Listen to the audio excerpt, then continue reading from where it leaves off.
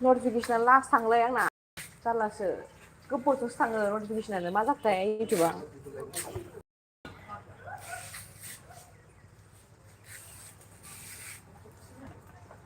अरुणाचल खारनोसै जोंहा नै अरुणाचलाव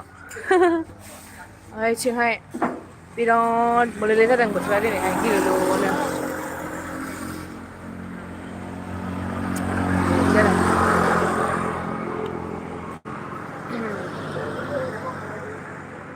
मोनथारबाय हनै ओइनो अरुणाचला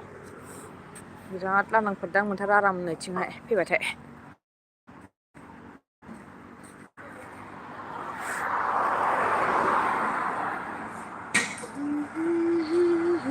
बर दिन'के बाद बिराद गोबाव जाबायमोन लाइभ फैया एकदमबारे बोसोर जाबायमोन नामाथाय जेरैसो फैनाय जादों लाइभखौनो फैनाय जाया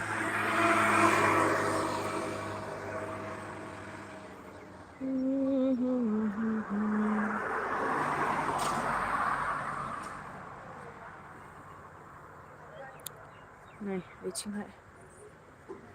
अरुणाचल बबेयाव फैदों नै सिनायदो जायगाखौ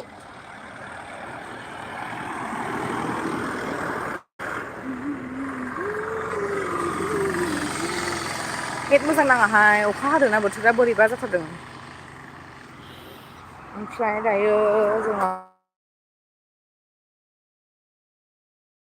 माबा माबि जानो नागिरदों आरो नायनो एसे माबादो हेल्प खालामदो सापर्ट खालामदो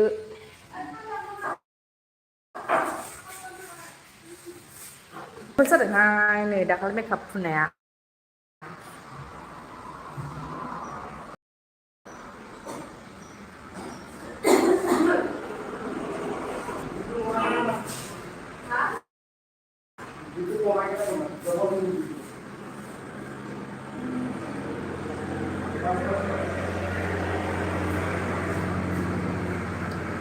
ओंखाम उखैबायलै ना ओंखाम उखैदों लोगोफोर माबा माबि जानोसै दायो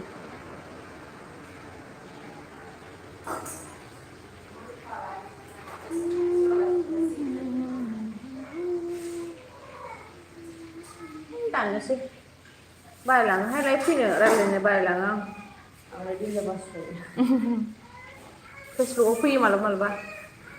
फेसबुकआव माबा माबि ओरैनो मोजां नाङो माबा मोनसे इउटुबाव एसे बानाय मोनो लोगोफोर ओमफ्राय सिथरबो जादों नालाय आंना नै लाजिलायलाङो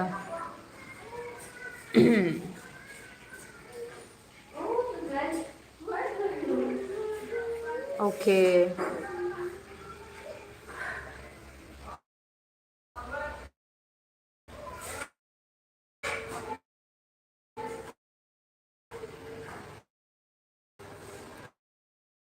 love from Mopur thank you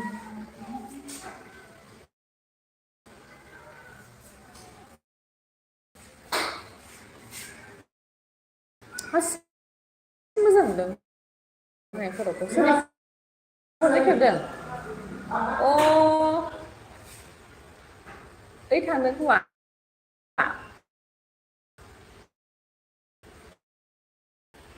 मोजां नुदों फट'खौहाय साफा नुदों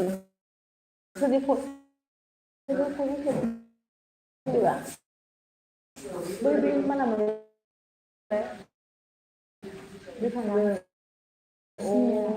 माबायो इसिनि न'नि जायो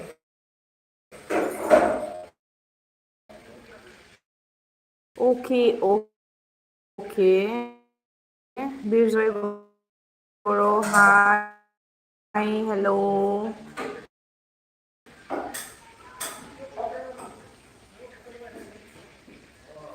नानि निखायनोसो खेबदोंदां